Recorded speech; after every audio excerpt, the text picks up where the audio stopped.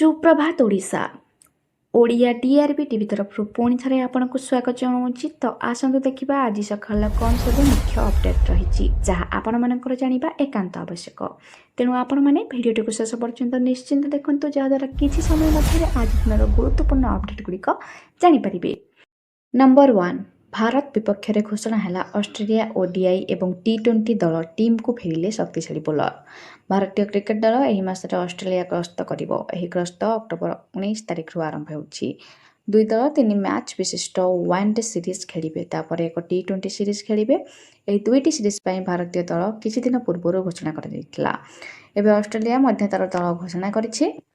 Number 2, Zafar ଏକ୍ସପ୍ରେସକୁ ବୋମା ପକାଇ ଉଡ଼ାଇ ଦେଲେ। ଟ୍ରେନ୍ରେ ହେଲା ବଡ଼ ବିସ୍ଫୋରଣ, ଲାଇନ୍ଚ୍ୟୁତ ହେଲା ବଗି, ଅନେକ ସୈନିକଙ୍କ ମୃତ୍ୟୁ।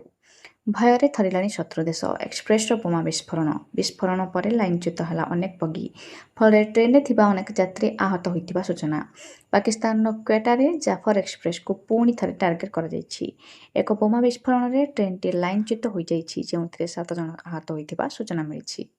ଏହି ବିସ୍ଫୋରଣ ପାଇଁ ଲାଇନ୍ଚ୍ୟୁତ ବାଲୁଚି ବିଦ୍ରୋହୀ ଗୋଷ୍ଠୀ ବାଲୁଚି ରିପବ୍ଲିକାନ ଗାର୍ଡସକୁ ଦାୟୀ ବୋଲି ଦାବି କରାଯାଇଛି। ଟ୍ରେନ୍ଟି ପେଶୱାର ଯାଉଥିବା ସମୟରେ ଏହାକୁ ଟାର୍ଗେଟ୍ କରାଯାଇଥିଲା। ପୂର୍ବରୁ ଜାଫର ଏକ୍ସପ୍ରେସକୁ ଟାର୍ଗେଟ୍ କରାଯାଇ ଅପହରଣ କରାଯାଇଛି। ନମ୍ବର 3, ଆଜି ହିଁ ବଦଳିଲା ଆଧାର କାର୍ଡକୁ ନେଇ ଏହି ସବୁ ନିୟମ। ଜାଣି ନିଅନ୍ତୁ, ନହେଲେ ଦେବାକୁ ପଡ଼ିପାରେ 1 କୋଟି ପର୍ଯ୍ୟନ୍ତ ଜୋରିମାନା। ଯେକୌଣସି ଫର୍ମ ଭରିବାକୁ ହେଲେ ପରିଚୟପତ୍ର ଦରକାର ପଡ଼ିଥାଏ। ଆମ ପାଖରେ ବହୁତ ପ୍ରକାର ପରିଚୟପତ୍ର ଅଛି, ଯାହା ବିଷୟରେ ଆପଣମାନେ ଅବଗତ ଥିବେ ନିଶ୍ଚୟ। କିନ୍ତୁ ବର୍ତ୍ତମାନ ସମୟରେ ଗୋଟେ ହିଁ ଏହି ସବୁ ପାଇଁ ଯଥେଷ୍ଟ।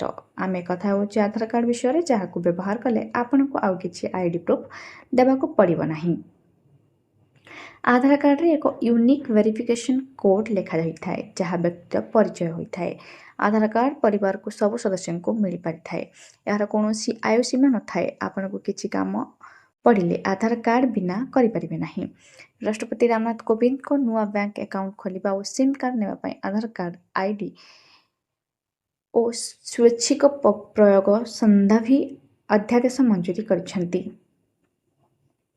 ଏଥିପାଇଁ ଆପଣ ନିଜ ଇଚ୍ଛା ଅନୁସାରେ ପରିଚୟପତ୍ର ଦେବା ପାଇଁ ଆଧାର କାର୍ଡ ଦେବାକୁ ପଡ଼ିଥାଏ। ଆଧାର କାର୍ଡ ଦ୍ୱାରା ସରକାରଙ୍କ ତରଫରୁ ଆସିଥିବା ବିଲ୍ ରାଜ୍ୟସଭାରେ ମଞ୍ଜୁରୀ ମିଳିଥିଲା, ସେଥିପାଇଁ ସରକାର ଏହି ଅଧ୍ୟାଦେଶ ଆଣିଛନ୍ତି। ନମ୍ବର 4, ବର୍ଷାରୁ ମିଳିବ ନାହିଁ ତ୍ରାହି। 30ରୁ 40 କିମି ବେଗରେ ବହିବ ପବନ। ଟ୍ରଫ୍ ଲାଇନ୍ ପ୍ରଭାବରେ ଗତ 24 ଘଣ୍ଟାରେ ରାଜ୍ୟର ବିଭିନ୍ନ ସ୍ଥାନରେ ହାଲୁକାରୁ ମଧ୍ୟମ ଧରଣର ବର୍ଷା ଲାଗି ରହିଛି। ଆଗାମୀ 11 ତାରିଖ ପର୍ଯ୍ୟନ୍ତ ରାଜ୍ୟର କିଛି କିଛି ସ୍ଥାନରେ ଏଭଳି ବର୍ଷା ଲାଗି ରହିବା ନେଇ ପାଣିପାଗ କେନ୍ଦ୍ର ପକ୍ଷରୁ ସୂଚନା ଦିଆଯାଇଛି। ଅଧିକାଂଶ ଜିଲ୍ଲା ପାଇଁ ୟେଲୋ ୱାର୍ଣ୍ଣିଂ ଜାରି କରାଯାଇଛି। ବିଜୁଳି ଘଡ଼ଘଡ଼ି ସହ ଘଣ୍ଟାକୁ 30ରୁ 40 କିଲୋମିଟର ପବନ ନେଇ ପୂର୍ବାନୁମାନ କରାଯାଇଛି। ସେହିପରି ମଙ୍ଗଳବାର ସୁନ୍ଦରଗଡ଼, ଝାରସୁଗୁଡ଼ା, ବରଗଡ଼, ସମ୍ବଲପୁର, ଦେଓଗଡ଼, ଅନୁଗୁଳ, ଢେଙ୍କାନାଳ, କେନ୍ଦୁଝର, ମୟୂରଭଞ୍ଜ, ବାଲେଶ୍ୱର, ଭଦ୍ରକ, ଯାଜପୁର, କେନ୍ଦ୍ରାପଡ଼ା, ଜଗତସିଂହପୁର, କଟକ, ପୁରୀ, ଖୋର୍ଦ୍ଧା, ନୟାଗଡ଼, ଗଞ୍ଜାମ ଓ ଗଜପତି ଆଦି 20ଟି ଜିଲ୍ଲାକୁ ପ୍ରବଳ ବର୍ଷା ନେଇ ୟେଲୋ ୱାର୍ଣ୍ଣିଂ ଜାରି କରାଯାଇଛି। ବର୍ଷା ସମୟରେ ଏହି ଜିଲ୍ଲାଗୁଡ଼ିକୁ ଗୋଟିଏ କିମ୍ବା ଦୁଇଟି ସ୍ଥାନରେ ବିଜୁଳି ଘଡ଼ଘଡ଼ି ଏବଂ 30ରୁ 40 କିଲୋମିଟର ବେଗରେ ଝଟକା ପବନ ବହିବା ନେଇ ସୂଚନା ଦିଆଯାଇଛି। ନମ୍ବର 5, ଓଡ଼ିଶା ସରକାରଙ୍କ ବଡ଼ ଘୋଷଣା। ପ୍ରି ମ୍ୟାଟ୍ରିକ୍, ପୋଷ୍ଟ ମ୍ୟାଟ୍ରିକ୍ ଛାତ୍ରଛାତ୍ରୀଙ୍କ ପାଇଁ ବଢ଼ିଲା ସ୍କଲାରସିପ୍। ଓଡ଼ିଶା ସରକାର ରାଜ୍ୟର ପ୍ରମୁଖ ଶିକ୍ଷା ଯୋଜନା ମୁଖ୍ୟମନ୍ତ୍ରୀ ମେଧାବୃତ୍ତି ଯୋଜନା ଓ ଅନ୍ୱେଷା ଯୋଜନା ଅଧୀନରେ ପ୍ରି ମ୍ୟାଟ୍ରିକ୍ ଓ ପୋଷ୍ଟ ମ୍ୟାଟ୍ରିକ୍ ଛାତ୍ରଛାତ୍ରୀଙ୍କ ପାଇଁ ବାର୍ଷିକ ବୃତ୍ତି ରାଶି ବୃଦ୍ଧି କରିଛନ୍ତି। ମୁଖ୍ୟମନ୍ତ୍ରୀ ମେଧାବୃତ୍ତି ଯୋଜନାର ପ୍ରି ମ୍ୟାଟ୍ରିକ୍ ଛାତ୍ରୀଙ୍କ ପାଇଁ ବୃତ୍ତି ରାଶି ବାର୍ଷିକ 10,500 ଟଙ୍କାରୁ 16,000 ଟଙ୍କାକୁ ବୃଦ୍ଧି କରାଯାଇଛି। ସେହିପରି ଆର୍ଥିକ ଦୁର୍ବଳ ପରିବାରର ଛାତ୍ରଛାତ୍ରୀଙ୍କୁ ସହାୟତା ପ୍ରଦାନ କରୁଥିବା ଅନ୍ୱେଷା ଯୋଜନାରେ ବୃତ୍ତି ରାଶି 11,000 ଟଙ୍କାରୁ 17,000 ଟଙ୍କାକୁ ବୃଦ୍ଧି କରାଯାଇଛି। ପୋଷ୍ଟ ମ୍ୟାଟ୍ରିକ୍ ସ୍ତରରେ ପୁରୁଷ ଛାତ୍ରମାନେ ପୂର୍ବରୁ ପାଉଥିବା 11,000 ଟଙ୍କା ବଦଳରେ ଏବେ 16,000 ଟଙ୍କା ଏବଂ ମହିଳା ଛାତ୍ରୀମାନେ 17,000 ଟଙ୍କା ବାର୍ଷିକ ପାଇବେ। ନମ୍ବର 5, ବଡ଼ ଖବର। ପୂଜା ପୂର୍ବରୁ କମିବ ସୁନା ଦର। ଜାଣନ୍ତୁ ଏବେ ଗ୍ରାମ ପ୍ରତି କେତେ ପଡ଼ିବ। ତେବେ ଗତ କିଛି ଦିନ ହେବ ସୁନା ଦର ଆକାଶ ଛୁଆଁ ହୋଇଥିବା ବେଳେ ଏବେ ଖବର ମିଳିଛି କି ପୂଜା ପୂର୍ବରୁ ସୁନା ଦର ହ୍ରାସ ହେବ ବୋଲି। କିଛି ଦିନ ତଳେ ସୁନା ଦର ବଢ଼ି 10 ଗ୍ରାମ ପିଛା 40,000ରୁ ଉର୍ଦ୍ଧ୍ୱ ଟଙ୍କା ହୋଇଯାଇଥିଲା, କିନ୍ତୁ ଏହା ପୁଣି ଧୀରେ ଧୀରେ କମି ଗତ ସପ୍ତାହରେ 38,775 ଟଙ୍କା ହୋଇଥିଲା।